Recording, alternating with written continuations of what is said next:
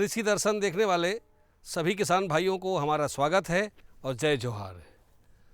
साथियों, आप सब जानते हो, वैसे तो छत्तीसगढ़ धान के नाम से पूरे भारत में प्रसिद्ध है, परंतु हमारे छत्तीसगढ़ के किसान अब केले की उन्नत खेती करके भी खूब लाभ कमा रहे हैं। साथियों, आप सब जानते हैं कि केला जो है वो कच्चे में भी बिकता है और पक्के में भी बिकता है। इसका बाज़ार भाव हमेशा बना रहता है।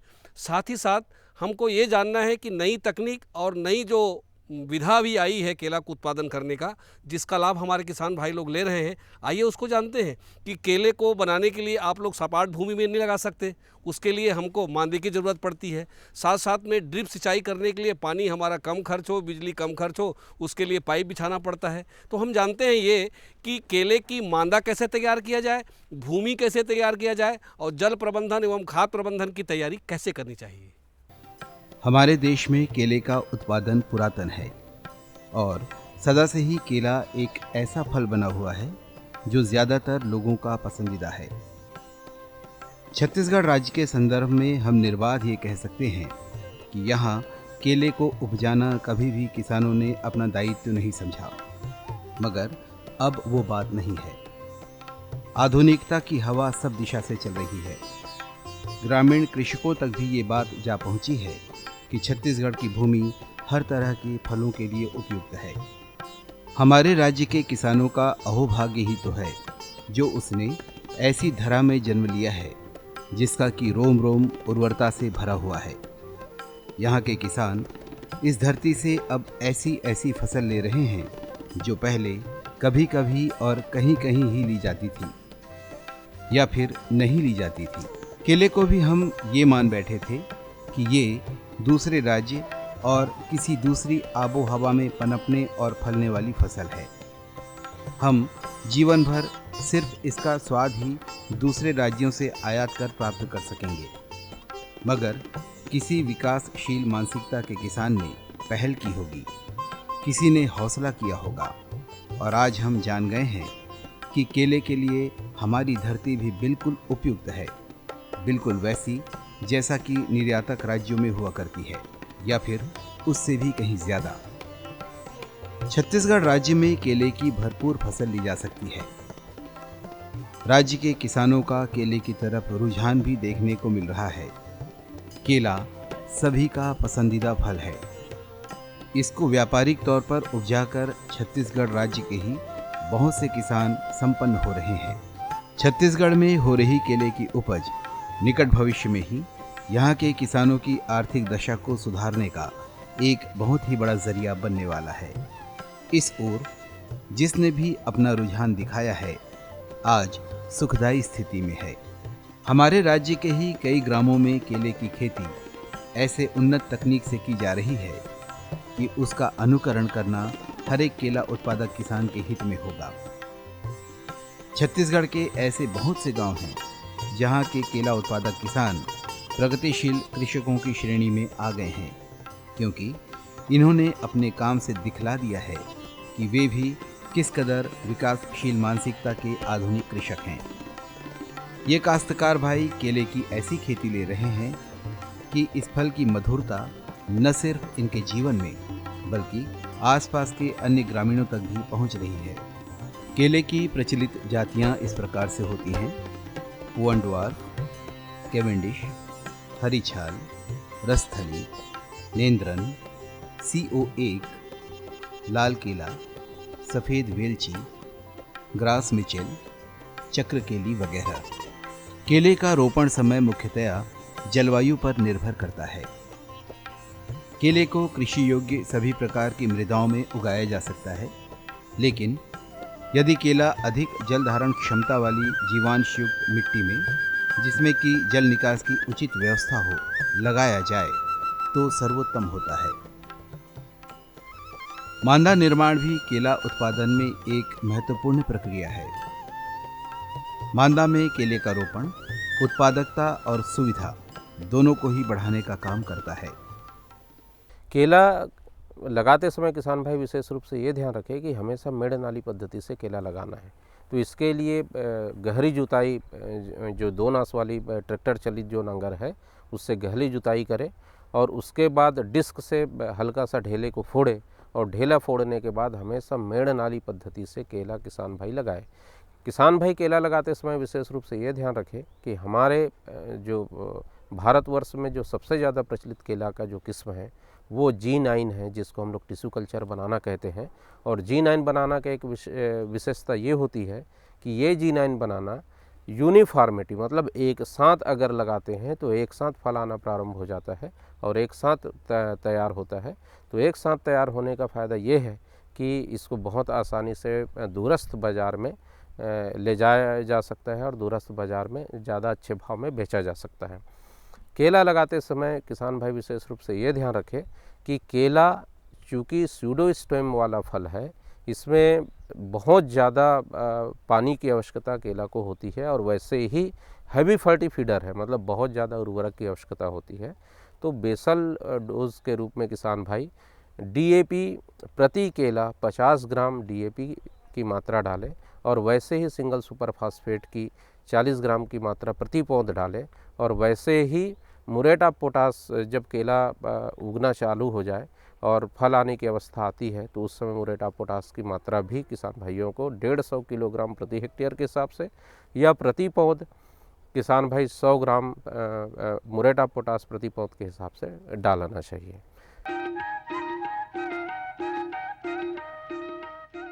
किसान साथियों, आप सब लोग जानते हैं कि किसी भी फसल के लिए जल प्रबंधन का बड़ा महत्व होता है और मौसम के हिसाब से भी जल देना पड़ता है। एक ही प्रकार का जल का प्रबंधन हम हमेशा पूरे मौसम में नहीं कर सकते और जैसे ही फसल बदलता है वैसे पानी देने की मात्रा और विधि में भी बहुत कुछ परिवर्तन किया जा सकता है साथियों। तो केले के लिए हम पानी का प्रबंधन कैसे करें, ड्रिप पद्धति का कैसे उपयोग करें ताकि हमारे बिजली और पानी की बचत हो, और साथ साथ में हम ये भी जान लेते हैं कि पानी जो है हमारे केवल पौधे में जाए, कहीं और ना जाए, ये कैसे संभव हो सकता है, आइए देखते हैं। केले में सिंचाई की आवश्यकता भूमि और जलवायु पर निर्भर करती है। यदि पौधों को लगाने के तुरंत बाद वर्षा न हो रही हो तो सिंचाई कर देना चाहिए।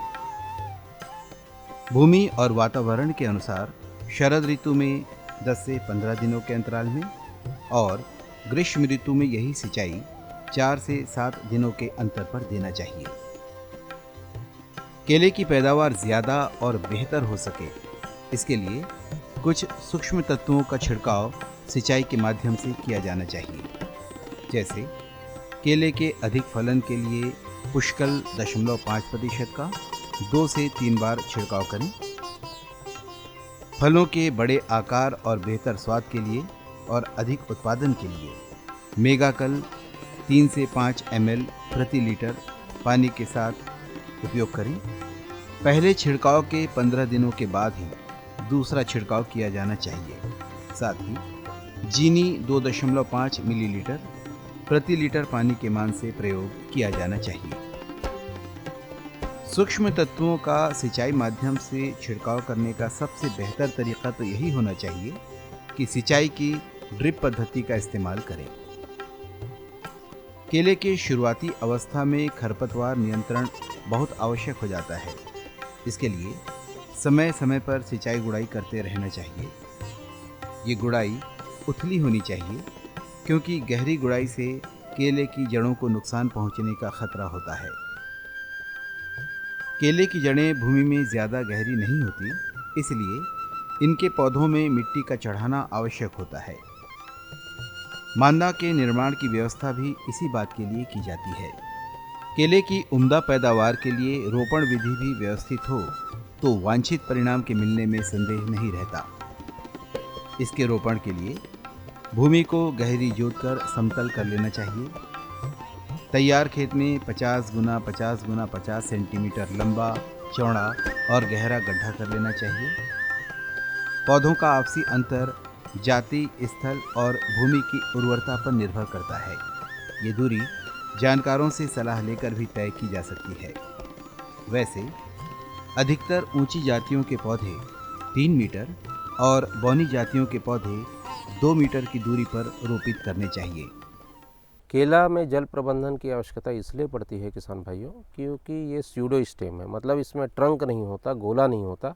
98% केले का भाग जल से ही बना हुआ है। तो समझ गए होंगे किसान भाइयों कि कितना आवश्यक है जल प्रबंधन केले में। बात आती है कि केले की जो पौध है उसमें जड़ों की मात्रा ऊपर ही होती है, इसलिए जल की आवश्यकता बहुत ज़्यादा हो जाती है। किसान भाइयों, जो किसान भाई पलवार पद्धति से या बहाव पद्धति से जल प्रबंधन करना चाहते हैं, वो किसान भाई हर तीसरे दिन में केला में पानी दे। और अगर टपक सिंचाई पद्धति में केला लगाते हैं किसान भाइयों, तो मैं बताऊं कि ये आम के आम और गुठली के दाम जैसी बात है। और टपक सिंचाई के साथ अगर पलवार विधि अगर किसान भाई लगाते हैं तो बहुत ही अच्छा केला का उत्पादन ले सकते हैं। और ध्यान रखिए किसान भाइयों कि खाद की मात्रा जो टपक सिंचाई पद्धति में अनुशंसित है उसके बारे में आप ज़रूर से ध्यान रखेंगे कि टपक सिंचाई पद्धति में जब केला लगाते हैं तो जल हमेशा 1.5 घंटे के आसपास, अगर 1.5 लीटर डिस्चार्ज वाले ड्रिपर से अगर पानी देते हैं तो 1.5 घंटे अगर पानी चलाते हैं किसान भाइयों तो 900 ml के आसपास प्रति पौध केले में जल की आवश्यकता पड़ती है। तो वो केले को पानी आराम से मिल जाएगा। और जिन किसान भाइयों के पास घुलनशील खाद है जिसमें 19-19-19 है, 18-18-18 है, 0-52-34 है, 0-0-50 है, तो इन खादों को केले के जो क्रांतिक मान है, जिसमें हम लोग कहते हैं कि हर दिन के अंतराल में केले में ये खाद तो देनी ही चाहिए, और वैसे ही हर 3 महीने में थोड़ा सा फर्टिगेशन शेड्यूलिंग को चेंज करना पड़ता है। और पोटास बेस्ड जो खाद है या सल्फ़र बेस्ड जो खाद है उसको उम्र बढ़ने के साथ साथ डोजिंग को बढ़ाया जाता है। तो इस तरीके से अगर केले में उर्वरक प्रबंधन किया जाए तो 60 किलो प्रति पौध के हिसाब से केले में बंच वेट या बंच का वज़न लेके किसान भाई बहुत अच्छे से केले की खेती कर सकते हैं।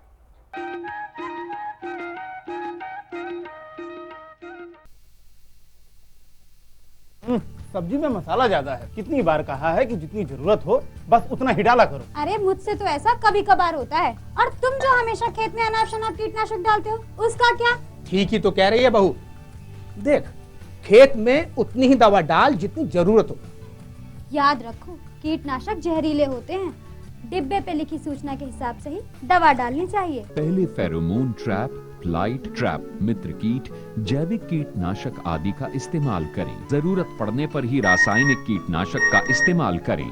छिड़काव सुबह या शाम दस्ताने, मास्क और पूरी आस्तीन वाले कपड़े पहनकर करें। हवा की दिशा में छिड़काव करते हुए पीछे जाएं। दवा के डिब्बे, छिड़काव यंत्र सुरक्षित जगह पर रखें।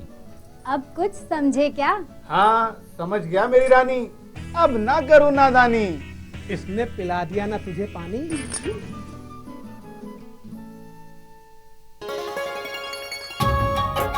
आप किसान भाइयों की खेती बाड़ी से जुड़ी हर समस्या का कृषि विशेषज्ञों द्वारा तुरंत समाधान। किसान कॉल सेंटर। आप भारत के किसी भी प्रदेश में रहते हो, कोई भी भाषा बोलते हो, आपकी समस्या चाहे फसल की बीमारी की हो, खाद की, पशुपालन की या कृषि से जुड़ी नई तकनीक की, अपनी समस्या का अपनी ही भाषा में समाधान पाने के लिए आप देश के किसी भी कोने से डायल करें 1551। विशेषज्ञ द्वारा आपको दी जाने वाली ये सलाह बिल्कुल निशुल्क है।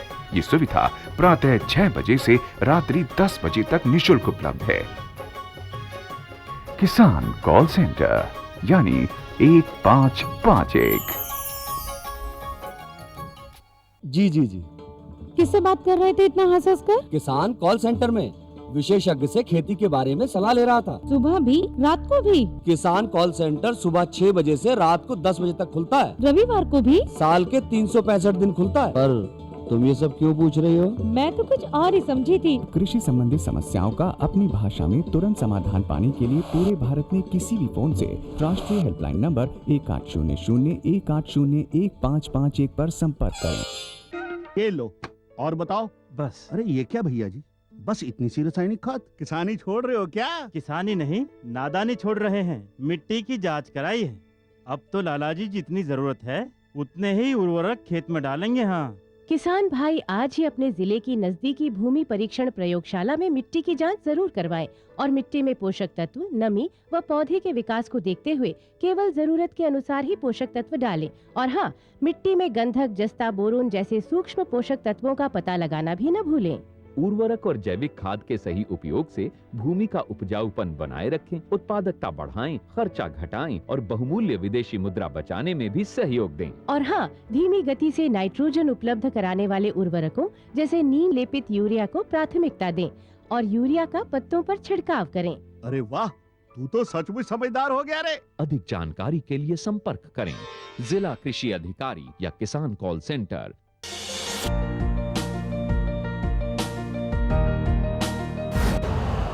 यूरिया का स्वदेशी उत्पादन 70 लाख टन बढ़ाने के लिए 6 उर्वरक संयंत्रों का उद्धार किया जा रहा है।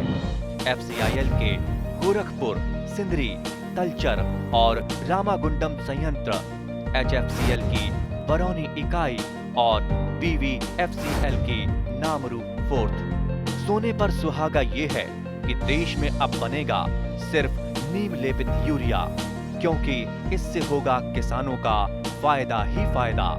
अनाज का उत्पादन 10% तक बढ़ेगा, बढ़ेगी 10 से 15% नाइट्रोजन क्षमता।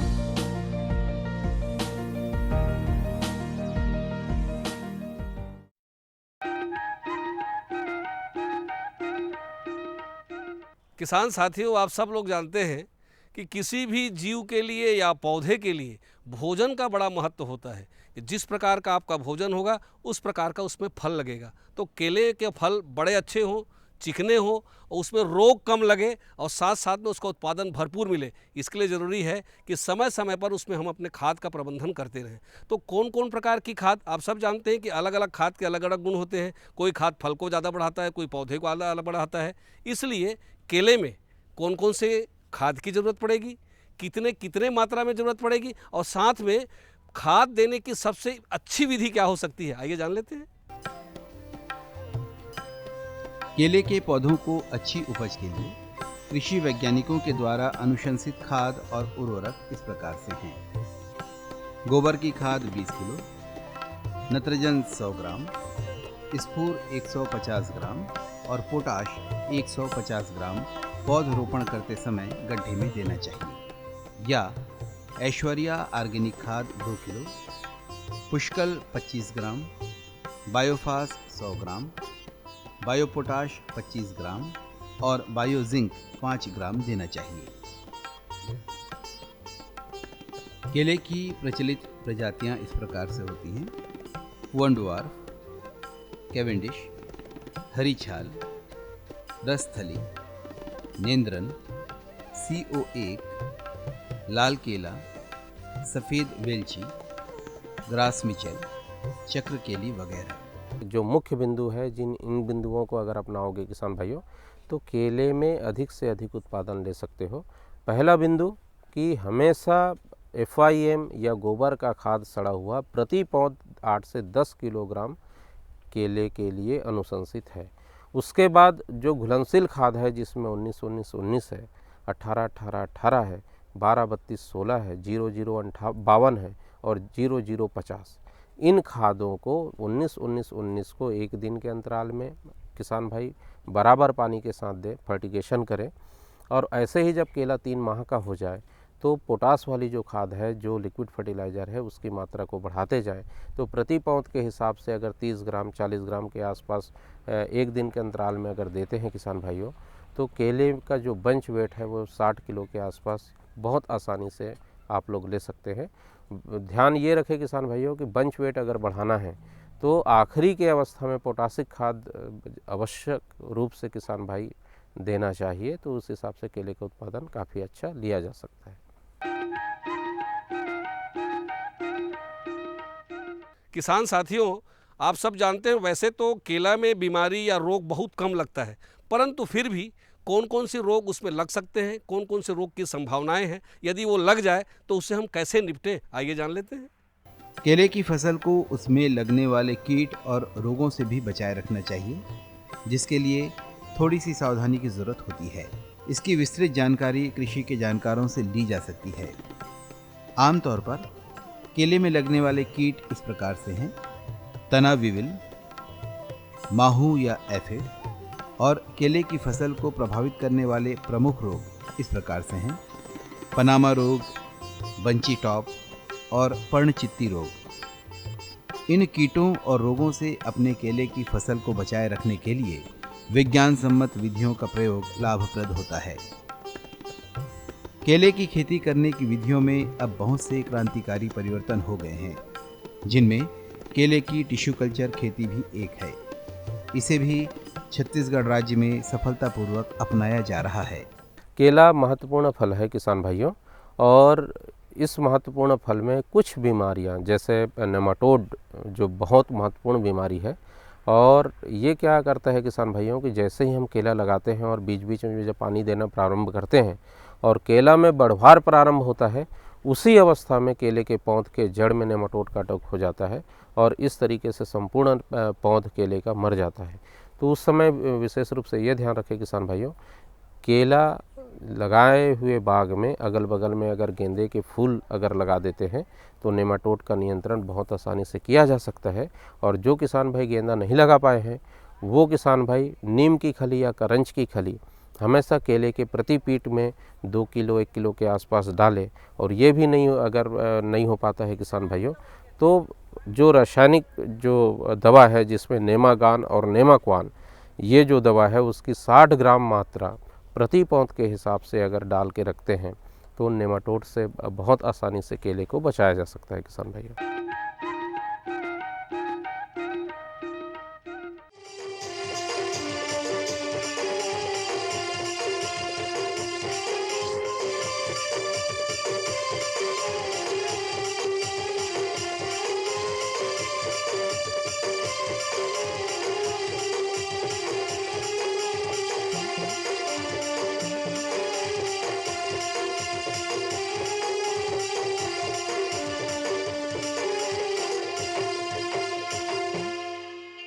तय का मुँह दिखवाए वो रानी मोला बैहा बनाए ना। तय का जादू चलाए रे राजा मोला बही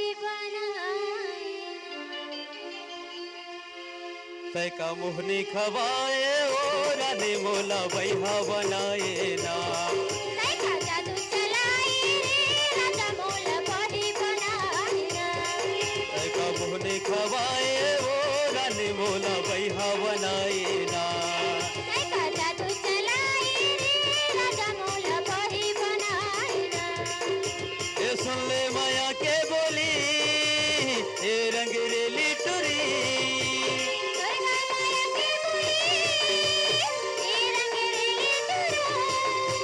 सुन ले माया के बोली ए रंगरेली टुरी।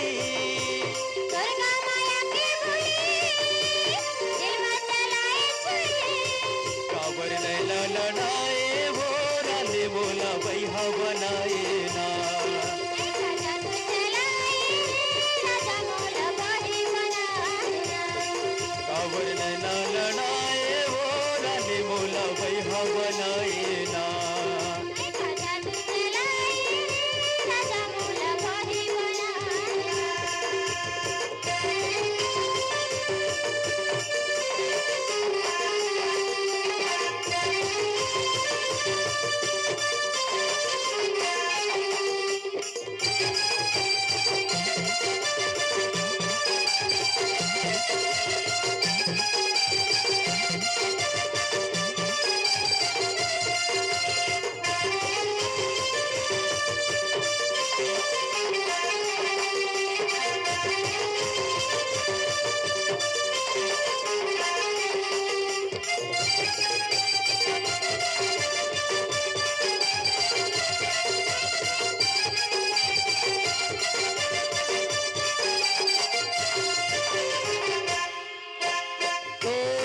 मोला रानी सुहावे नहीं अनुपानी वो बोलत रही थो मन मावो तोला। देखी बर तोला जहोरिया बरसात की मोर नजरिया रे तड़े बज हावे रे जिया। तोर भी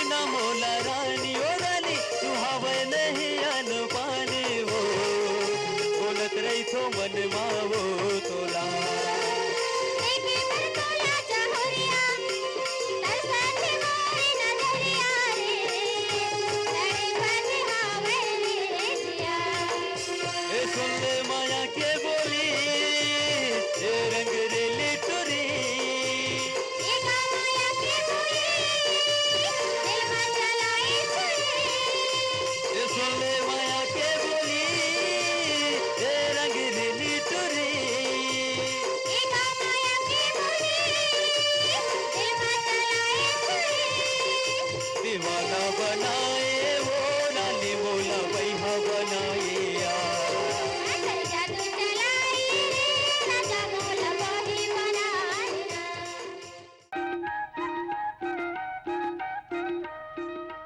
किसान साथियों, आज के बताए हुए विधि से केले की उन्नत खेती करिए और आप लोग खूब लाभ कमाइए। आने वाले समय में फिर एक नया विषय लेके आपके सेवा में हाजिर होंगे। तब तक के लिए सभी किसान भाइयों को जय जोहार।